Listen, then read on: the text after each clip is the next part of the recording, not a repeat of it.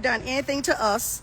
And when I said that it was the parents' fault, who allows their children to get a ride with a staff member to work? Who allows their children to spend the night with staff members? That's what I was talking about. So for when all these people are Instagramming me and saying all these things about me, I have really tough skin, and yeah, I have tough skin. And that don't bother me. I don't give a shit about what they talking about accusing me of stuff that they don't know. These people have been attacking me all day long on Instagram, the very place that claims that they have community guidelines, talking all this stuff about me and saying, and basically being prejudiced because and the comments are, because Dan Schneider is white, that I'm not supposed to be supportive of him. Well, the world is a diverse place. When you go to the hospital, it's white people, it's black people, it's other ethnicities. I'm not racist. I'm not ignorant. I never done anything to us.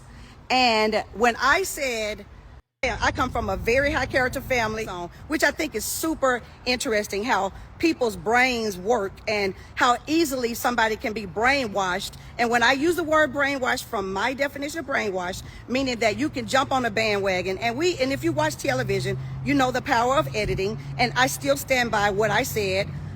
The people, you have to be mindful of the people that bring things to other people, because I still stand by what I said in the post, so just read them. And I didn't watch the documentary, and I have no plans on watching the documentary, because I want to remember Dan Schneider as the person that he was to us. We had an exemplary ride with Nickelodeon. We had an exemplary ride with Dan Schneider.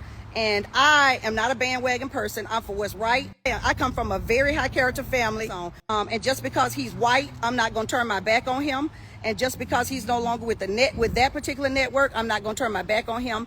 And that's my experience with him. My experience, my personal experience, Angel Massey's experience with him has been nothing but exemplary. The man is a genius.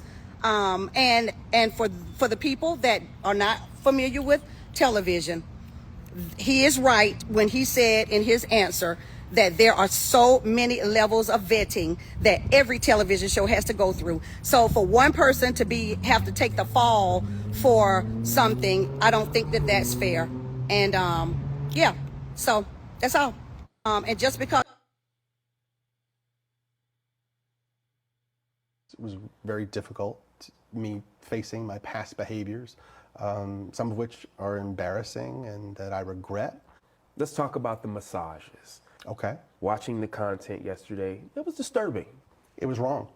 It was wrong that I ever put anybody in that position. It was the wrong thing to do. I'd never do it today. I'm embarrassed that I did it then. I apologize to anybody that I ever put in that situation. I hate that anybody worked for me and didn't have a good time. Some people think that some of those jokes are inappropriate for children. Every one of those jokes was written for a kid audience because kids thought they were funny and only funny, okay? Now we have some adults looking back at them 20 years later through their lens, and they're looking at them and they're saying, oh, I don't think that's appropriate for a kid show.